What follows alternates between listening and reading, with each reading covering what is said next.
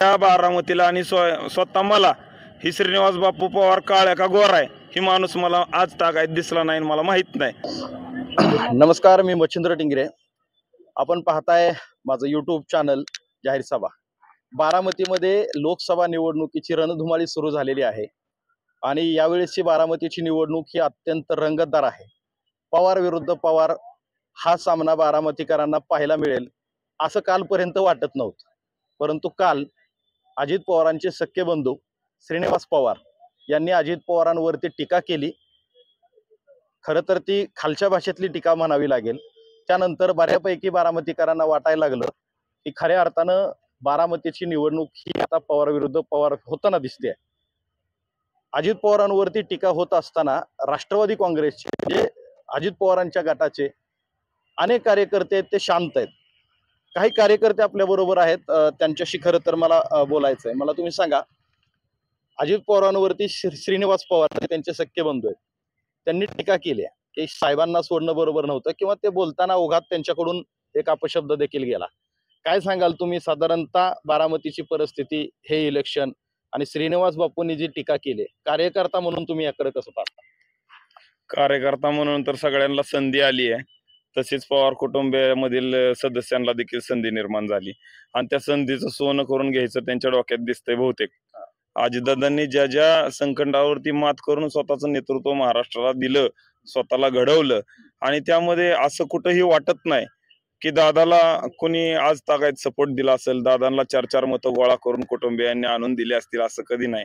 त्यांचं काम ते कधी कुठल्या कार्यकर्त्याला हाजी करत नाही, त्यांचा स्वभाव तर दादा सारखाच आहे। म्हणजे दादा हे नावच त्यांना महाराष्ट्रात याच्यासाठी पडलं की त्यांच्या स्वभावामुळे, आणि मग त्यांच्याकडे बघून लोक त्यांच्यावर प्रेम करतात। आता तुम्ही म्हणला की लोक त्यांच्यावर टीका करत असताना तुम्ही काउंटर का करत नाही, तर काउंटर ह्याच्यासाठी करत नाही की अजितदादांनी तसं काही सांगितलं। दादा म्हणतात आज बी माझं कुटुंब आहे, माझी राजकीय भूमिका वेगळी आहे, ती माझ्या लोकांना आवडते आणि लोक माझ्या बरोबर आहेत। कुटुंबातलं कोणी असो नसो, हे लोकांनी पाठिंबा द्यायच्या अगोदरच दादांनी सांगितलं होतं की माझ्या कुटुंबातलं कोणी माझ्या बरोबर असो नाहीतर नसो, तुम्ही बारामती करू म्हणून माझ्या मागे राहणार, हा त्यांना विश्वास आहे। म्हणून कुणाला काउंटर करत बसण्यात मजा नाही। आम्ही आमच्या लोकांना, आमच्या मतदारांना, श्रीनिवास पवार हे त्यांचे सख्खे बंधू आहेत, त्यांनी देखील काल खालच्या पातळीवरती जाऊन टीका केली।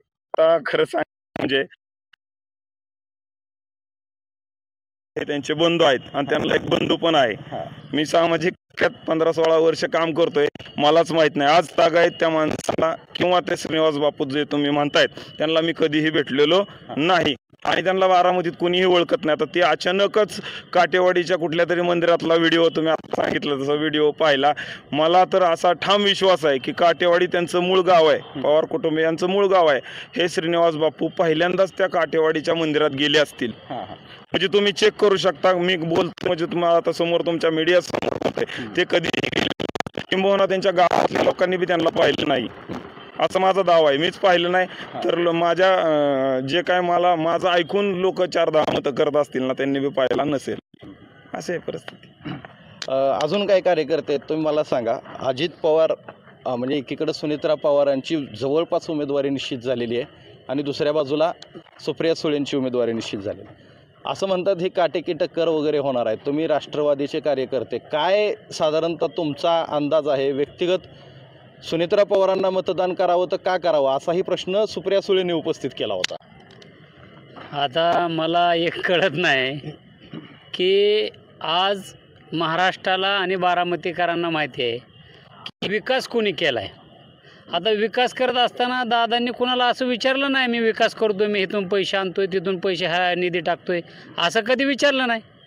पण मला एक कळत नाही, खासदार साहेबांनी आज सुप्रियाताईंचा आम्ही आदर करतो, पण ताईंनी गेल्या 8 ते 15 दिवसापासून असं काय केलं की जनता दरबार, कधी न होणारा जनता दरबार बारामतीत चालू केला आहे।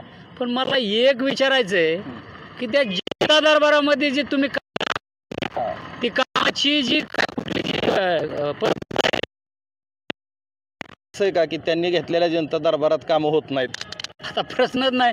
अजित दादा हे राज्याचे उपमुख्यमंत्री, राज्याचे अर्थ खातं त्यांच्याकडे आहे। अहो अजितदादांनी विकास कामं करायची, वेगवेगळ्या माध्यमातून अजित पवारांनी विकासाच्या गंगा बारामती हित आणायच्या आणि त्याच्यावर तुम्ही विकासाची भाषा तुम्ही तिकडे केंद्रात जाऊन बोलायची। तुम्ही केंद्रात बसून विकासाचा कोणता दावत होता तर अजित पवारांनी केलेल्या विकासावर. आज तुम्ही एक मला कळा नाही की ही काय चाललंय. आज तुम्ही सकाळपासून बरीच मीडियावाले विचारतात की अजितदादाचे बंधू हे दादांच्या विरोधात गेलेत. आता मला एक कळा नाही दादांचे बंधू म्हणजे आता श्रीनिवास बापू कधीपासून राजकारणात आल्यात.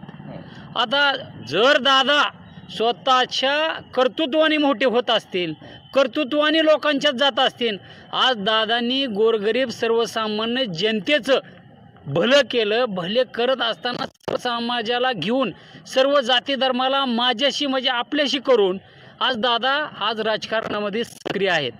ही त्यांना पण कळलं पाहिजे. मला असं वाटतं की दादांनी 30-35 वर्ष त्यांचं आयुष्य हे सर्वसामान्य जनतेच्या विकासाच्या आणि सर्वसामान्यांच्या कामासाठी जे घालवलं आहे ते कमीत कमी ह्यांनी किती दिवस घालवायचं आणि मग नंतर समाजापुढे येऊन काय सांगायचं हा प्रश्न आहे. विकासाच्या जोरावर तुमचं म्हणणं असं आहे की श्रीनिवास पवारांचा आणि बारामतीच्या राजकारणाचा किंवा विकास कामांचा काय नाही? अहो संबंध येतोच कुठं. श्रीनिवास बापू ही उद्योजक आहेत. ती उद्योजक असल्यामुळे त्यांचा राजकारणाशी तीळ मात्र संबंध येत नाही. परंतु आता भावनिक करण्यासाठी जर ते पुढं जर दादाला टार्गेट करण्यासाठी येत असतील तर मला असं वाटतंय की बारामती ही आदरणीय अजितदादा यांचीच फॅमिली म्हणून आणि आम्हीच दादाच्या खरे कार्यकर्ते म्हणून आज त्यांच्या मागं खंबीरपणे आम्ही उभे राहणार आहोत. बोलता बोलता म्हणाले की त्यांना खरंच संधी मिळाली नाही. म्हणजे काय तुमचं म्हणणं की आता ही जी फूट पडली याच्यामध्ये श्रीनिवास पवारांना संधी पाहिजे असं तुम्हाला वाटतंय? त्यांनी कालच्या भाषण जर तुम्ही नीट बघितलं असतं त्यात म्हणले असते सगळ्यांना त्यांच्यासारखा चुलता दादांसारखा भेटला असता तर आमचं बी कुठं तर कल्याण झालं असतं. ह्याचाच अर्थ त्यांना कुठेतरी राजकारणात संधी पाहिजे. पण एक तुम्हाला ठामपणे सांगतो या बारामतीला आणि स्वतः मला ही श्रीनिवास बापू पवार काळ्या का गोरा आहे ही माणूस मला आज तागायत दिसला नाही मला माहीत नाही. त्यामुळे ह्याच्या पलीकडे काय बोलण्याचा अर्थ नाही. आणि त्यांनी सामाजिक चळवळीत कुठं काम केलं नाही. त्यांनी समाजाच्या कुठल्याही प्रश्नावरती गाईडलाईन केली नाही. समाजाच्या कुठल्याही समजा आपण महापुरुषांच्या जयंती करतो त्यांना ते आता म्हणले उद्योजक आहेत म्हणून ते उद्योजक म्हणून 4-2 रुपये ते वर्गणी तर द्यावं. एखादीचं पावती त्यांच्या घरात असेल ना तर आपण सरेंडर होईल ना. बरोबर आहे. आपण बघतोय खरं तर आता यांनी खूपच स्पष्ट सांगितलं. तुम्ही काय सांगाल सुनेत्रा पवार विरुद्ध सुप्रिया सुळेंची लढत आपल्याला ह्या वेळेच्या इलेक्शनमध्ये बघायला मिळणार.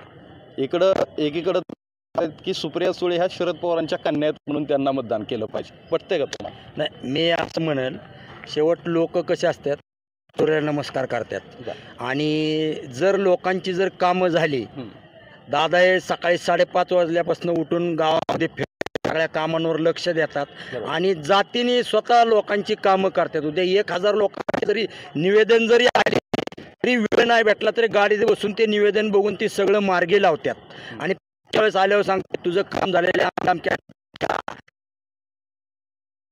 मुळंच आहे. मी तर असं म्हणेन बारामती कचरा कुंडी मुक्त शहर म्हणून किंवा बारामती आजूबाजूच्या आपण गेलो रस्त्यावर म्हणा गटर वाहतात कचरा बिचरा सगळे अशी वाईट अवस्था आहे. ही केवळ दादामुळंच बारामती आहे आणि स्वच्छतेचं प्रतीक किंवा बारामतीचा विकास जर म्हणलं तर एकच वाक्य पुढं येतं अजितदादा पवार. बरोबर आहे. आपण पाहतोय खरं तर आता हे जे सर्व राष्ट्रवादी काँग्रेसचे कार्यकर्ते आहेत विशेषतः अजित पवार गटाचे हे कालच्या श्रीनिवास पवारांच्या वक्तव्यापासून आक्रमक झालेले दिसत आहेत. एकंदरीत पवार कुटुंबावरती कधीही कार्यकर्त्यांनी टीका केली नव्हती परंतु अत्यंत टोकाची टीका देखील आत्ता आपल्याला हे कार्यकर्ते करताना दिसत आहेत. त्याच्यामुळे येणारी निवडणूक ही पवार विरुद्ध पवार होणार असली तरी आजपर्यंत ह्याच कार्यकर्त्यांना कधीही वाटलं नव्हतं की आपल्याला पवार कुटुंबावरती टीका करायची वेळ येईल. परंतु कुठंतरी आता सर्वसामान्य कार्यकर्ता देखील अजित पवारांच्या सख्या भावांवरती सुद्धा टीका करताना दिसतोय हे देखील आपल्याला मान्य करावे लागेल. धन्यवाद.